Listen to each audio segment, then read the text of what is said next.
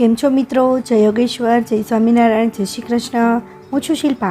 શિલ્પાસ kitchen રેસિપીસમાં તમારું સ્વાગત કરું છું. મિત્રો, બાળકો કે મોટા માટે ટિફિનમાં લઈ જઈ શકાય અને બંનેને ખૂબ જ ભાવે તેવી નવી ટેસ્ટી વાનગી આજે આપણે બનાવીશું. અને આ વાનગી ઓછા તેલમાં બનાવીશું. જે લોકો હેલ્થ કોન્શિયસ છે એ લોકો પણ આ નાસ્તો બનાવીને ખાઈ શકે છે. તો ચાલો આપણે બનાવવાનું શરૂ કરીએ. એ પહેલાં તમને એક રિક્વેસ્ટ છે કે રેસીપી છેલ્લે સુધી જોયા પછી જો તમને ગમે તો એક લાઇક જરૂર કરજો, કેમ કે તમારી એક લાઇકથી મને નવી નવી રેસીપી બનાવી તમારા સુધી પહોંચાડવાનું મારું પ્રોત્સાહન વધે છે. મારું પ્રોત્સાહન વધારવા એક લાઇક જરૂર કરજો. અને નવી રેસીપીના નવા વિડીયો જોવા માટે ચેનલને સબસ્ક્રાઈબ ન કર્યું હોય તો સબસ્ક્રાઈબ પણ કરી લેજો, જેથી નવી રેસીપીનો નવો વિડીયો તમારી પાસે તરત પહોંચી શકે. તો ચાલો બનાવવાનું શરૂ કરીએ.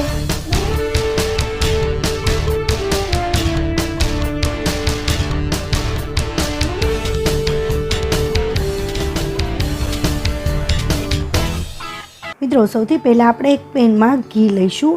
ઘી આપણે થોડું એવું જ લઈશું, 2 ચમચી જેટલું જ ઘી લેવાનું છે.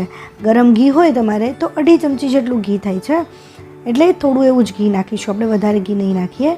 હવે ઘી ગરમ થાય એટલે એની અંદર લસણની કટકી નાખવાની છે. જો તમે ખાંડીને વાપરતા હો તો તમે ખાંડીને પણ યુઝ કરી શકો છો. આ રીતે મેં લગભગ 10થી 12 કળી લસણની કટકી કરી લીધી છે અને એને થોડી એવી સાતળી લઈશું. એનો કાચો ટેસ્ટ નીકળી જાય ત્યાં સુધી આપણે એને સાતળવાનું છે. હવે ત્યાર પછી અહીંયા મેં ડુંગળી લીધી છે. 2 મોટી સાઇઝની ડુંગળી હતી અને એને જે હાથનું કટર આવે છે ને એનાથી મેં કટ કરી લીધી છે. એકદમ સાવ ઝીણી કટ કરી લીધી છે અને એને પણ આપણે સાતળી લઈશું. એ ડુંગળીનો જે ટેસ્ટ છે એ પણ અંદર સરસ રીતે પાકી જાય એ રીતે આપણે એને પકવી લેવાનું છે. એ પાકી જાય ત્યારે સેજ લાઇટ પિંક કલરનું થઈ જશે. હવે ત્યાર પછી આ રીતે વચ્ચે જગ્યા કરી અને એની અંદર આપણે સેજ એવું ઘી નાખીશું. ઘી ગરમ થાય એટલે એની અંદર આપણે હિંગ નાખીશું. તમે હિંગ પહેલાં પણ નાખી શકો છો, જ્યારે લસણ નાખ્યું ત્યારે પણ હિંગ નાખી શકો છો. હિંગ સતળાઈ જાય એટલે ફરીથી આપણે મિક્સ કરી લઈશું. આ રીતે થોડી હિંગ સાતળવા દેવાની છે અને પછી મિક્સ કરવાનું છે. મિત્રો, તમને આ રેસીપી કેવી લાગે છે ને એ મને કમેન્ટ જરૂર કરજો હો. હવે બધું મિક્સ થઈ જાય એટલે આની અંદર મેં મેથીની ભાજી લીધી છે. એકદમ ઝીણી ઝીણી કટકી કરી લીધી છે અને મેથીની ભાજી આપણે એની અંદર એડ કરીશું. આ રીતે 1 વાટકો મેથીની ભાજી લીધી છે અને બધું મિક્સ ત્યાં સુધી કરવાનું છે જ્યાં સુધી જે ભાજી છે ને એ સરસ પાકી જાય અને ગળી જાય. ગળીને સાવ ઓછી થઈ જશે, એટલી સાવ ગળી જશે ત્યાં સુધી આપણે એને હલાવતું રહેવાનું છે. અને મિત્રો જુઓ તમે, ભાજી ગળીને સાવ ઓછી થઈ ગઈ છે. હવે ત્યાર પછી એની અંદર 3થી 4 ચમચી જેટલા મકાઈના દાણા લીધા છે. આ જે મકાઈના દાણા મેં લીધા છે એ કાચા જ લીધા છે. એને કોઈ બાફવાની કે શેકવાની કોઈ જરૂર નથી. આ રીતે જે મકાઈનો ડોડો હોય એને દાણા જ ડાયરેક્ટ કાઢી અને લઈ લેવાના છે. તો એ 3થી 4 ચમચી આપણે લઈ લીધા છે અને એને ફરીથી પકાવી લઈશું. પાકી જાય ત્યાં સુધી આપણે એને ફરીથી ચલાવતા રહેવાનું છે. આ રીતે એક ઇન્ગ્રીડિયન્ટ્સ જો તમે પકાવશો ને તો બધા જ ઇન્ગ્રીડિયન્ટ્સ પરફેક્ટ પાકશે. હવે એની અંદર 2 મીડિયમ સાઇઝના ટમેટાં લીધા છે અને એ એની અંદર આપણે એડ કરી દઈશું, કારણ કે મકાઈના દાણાને થોડું પાકવા માટે વધારે જરૂર હોય છે પ્રવાહીની. તો જે ટમેટાં છે એની અંદર પ્રવાહી રહેલું છે, તો એ પ્રવાહી છૂટશે, એનાથી મકાઈના દાણા છે એ થોડા વધારે પાકશે. એટલે આ રીતે થોડા એવા ગળી જાય ટમેટાં ત્યાર પછી આપણે થોડા મસાલા કરી લઈએ. એની અંદર આપણે હળદર નાખીશું. આપણે ત્યાર પછી લાલ મરચું નાખીએ છીએ. હવે લાલ મરચું તમે જેટલા પ્રમાણમાં તીખું ખાતા હોય એ પ્રમાણમાં તમે નાખી શકો છો.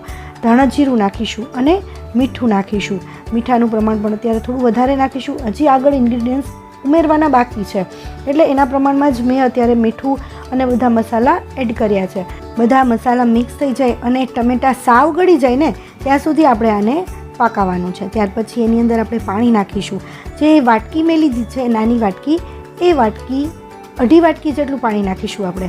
મેં અહીંયા આખી વાટકી નથી ભરેલું એટલે હું 3 વાટકી એ રીતે પાણી નાખું છું, પરંતુ આ એનું માપ છે કે અત્યારે આપણે 2.5 વાટકી જેટલું પાણી નાખવાનું છે. હવે મસાલો અને પાણી બધું સરસ મિક્સ થઈ જાય ત્યાર પછી આપણે અહીંયા મેં ગાજર લીધું છે. ગાજરની પણ એકદમ ઝીણી કટકી કરી લીધી છે, એ પણ કટરથી કરી લીધી છે. જો તમારી પાસે કટર ના હોય ને તો તમે ખમણી પણ શકો છો, ખમણીને પણ સરસ ઝીણું થઈ જશે. આ એક આખો મોટો વાટકો લીધો છે અને લગભગ 3 ગાજર જેટલા ગાજર હતા એ ગાજર લીધા છે મેં. હવે એને મિક્સ કરી અને એને પકાવવા દઈશું અને એકદમ સરસ રીતે ઉકળવા દઈશું. ઉકળી જાય અને ગાજર પણ સરસ પાકી જાય ને ત્યાં સુધી આપણે એને ઉકળવા દેવાનું છે. જુઓ, આ સરસ ઉકળી ગયું છે અને આપણા ગાજર પણ પાકી ગયા છે. બીજા બધા મસાલા તો પાકી જ ગયેલા હતા. હવે ત્યાર પછી એની અંદર આપણે લીંબુ નાખીશું. લીંબુ લાસ્ટમાં જ નાખવાનું, જેથી એનો ટેસ્ટ વધારે સરસ આવશે, નહીંતર ખર્ચો થઈ જશે લીંબુ. હવે ત્યાર પછી કોથમરી નાખી અને બરાબર રીતે મિક્સ કરી લઈએ. ત્યાર પછી આપણે એની અંદર લોટ એડ કરવાનો છે. અહીંયા મેં 1 વાટકી બાજરાનો લોટ લીધો છે. તમે ઘઉંનો લોટ પણ એડ કરી શકો છો, ચણાનો લોટ પણ એડ કરી શકો છો અને એને સરસ રીતે આપણે મિક્સ કરી લઈશું. હવે આ લોટનું પ્રમાણ જે છે ને એ કેટલું રાખવાનું છે કે જે આપણે વાટકી પાણીની નાખેલી હતી ને 1.5 વાટકી, એ જ 1.5 વાટકી લોટ નાખવાની છે. તો બીજી વખત જે 1.5 વાટકી નાખીને એ મેં રવાનો લોટ નાખ્યો છે અને જરૂર પડે તો આપણે થોડો લોટ એડ કરીશું. એકદમ થીક ખીચું તૈયાર કરવાનું છે. તમે જોઈ શકો છો, આપણે હાથેથી મસળી શકીએ અને લોટ બાંધીએ ને એવું રાખવાનું છે. અત્યારે હાલમાં તમને ઢીલું લાગશે, પરંતુ થોડું ઠરશે ને એટલે હજી વધારે કઠણ થશે, એટલે થોડું ઢીલું જ રાખવાનું છે. ત્યાર પછી આપણે એક પેન લીધી છે અને એની અંદર થોડું એવું ઘી નાખીશું. ઘીને સરસ રીતે સ્પ્રેડ કરી દઈશું, અથવા તમે જે પીછી આવે છે એનાથી પણ તમે સ્પ્રેડ કરી શકો છો. તો આ રીતે હું જે તવેથાથી ઉથલાવવાની છું એનાથી જ હું સ્પ્રેડ કરું છું. આ સ્પ્રેડ થઈ ગયા પછી હાથમાં પણ ઘી લગાડી લેવાનું છે. હાથમાં ઘી લગાડી લીધા પછી જે આપણે ખીચું તૈયાર કર્યું છે ને એ જ ખીચાને આ રીતે ગોળ ગોળ રાઉન્ડ શેપ કરી લઈશું અને આ રીતે થેપલી થોડી કરી લઈશું, હાથેથી કરી લઈશું. અને ત્યાર પછી થોડી મોટી કરવા માટે આ રીતે પેનનો સહારો લઈશું. પેનની અંદર આપણે આ રીતે હળવે હાથે ફેરવતા જઈશું અને એને ટીકીનો શેપ આપી દઈશું. જો બાળકોને હાર્ટ શેપ છે, સ્ટાર શેપ છે, જો એવા તમારી પાસે મોલ્ડ હોય ને તો એ શેપ પણ તમે આપી શકો છો, જેથી બાળકોને ખાવામાં વધારે આનંદ આવશે. આ રીતે હળવા હાથે ફેરવતા જઈશું અને એને રાઉન્ડ શેપ આપી દઈશું.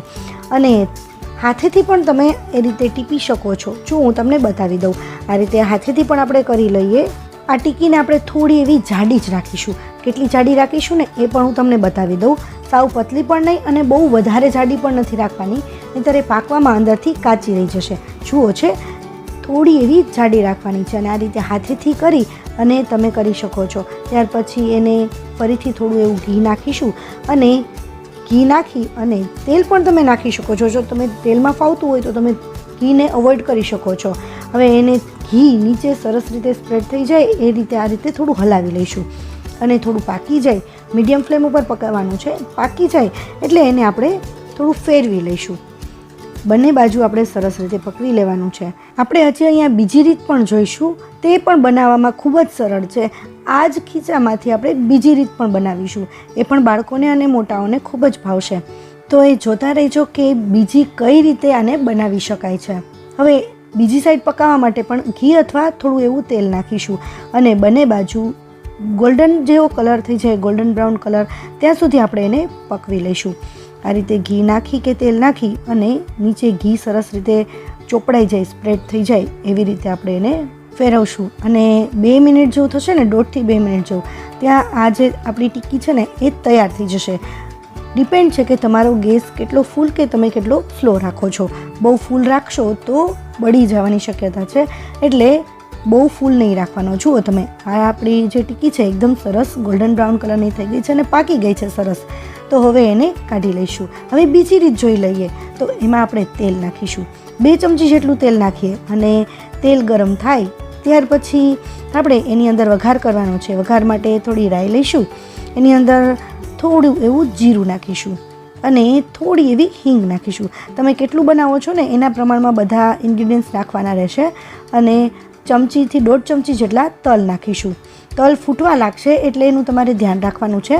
આ રીતે તલ ફૂટવા લાગે છે તરત જ, તો આપણે તરત જ એની અંદર આપણે જે ખીચું હતું ને એમાંથી આ રીતે કટકા કરી અને એની અંદર નાખી દઈશું. ગેસની ફ્લેમ સ્લો જ રાખવાની છે, અથવા તો તમે એકદમ સરસ રાઉન્ડ શેપ કરી અને પહેલેથી જ કટ કરીને રાખીએ. જે રીતે આપણે દૂધીના મુઠિયા બનાવીએ છીએ ને કટ કરીએ છીએ ને રાઉન્ડ શેપ કરીને, એ રીતે પણ કટ એડવાન્સમાં કરી રાખી શકો છો અને પછી પણ આ રીતે નાખી શકો છો. અને જો તમારે ટાઈમ ન હોય તો તમે આ રીતે હાથેથી પણ કટ કરી અને નાખી શકો છો. આ રીતે પણ ખૂબ જ ટેસ્ટી લાગે છે. મિત્રો, તમને આ બેમાંથી કઈ રીત વધુ ગમી ને એ મને જરૂરથી કહેજો. તો આ રીતે આપણે બનાવી અને સર્વ કરી અને ટિફિનમાં પણ આપણે આપી શકીએ છીએ, નાસ્તામાં પણ આપી શકીએ છીએ, ચટણી સાથે કે સોસ સાથે કે દહીં સાથે પણ આ ખૂબ જ સરસ લાગે છે. બંને રેસીપીમાંથી કઈ વધુ પસંદ આવે છે મને કમેન્ટ જરૂર કરજો અને ગમી હોય તો લાઈક કરી બીજા સાથે પણ શેર કરજો. અને હા મિત્રો, તમે મારી ચેનલને હજી સુધી સબસ્ક્રાઈબ નથી કર્યું તો રાહ શેની જુઓ છો? આવા જ નવા વિડીયો જોવા માટે ચેનલને સબસ્ક્રાઈબ કરી લેજો. Thank you for watching. નવી રેસીપી સાથે ફરીથી મળીશું. ત્યાં સુધી બાય.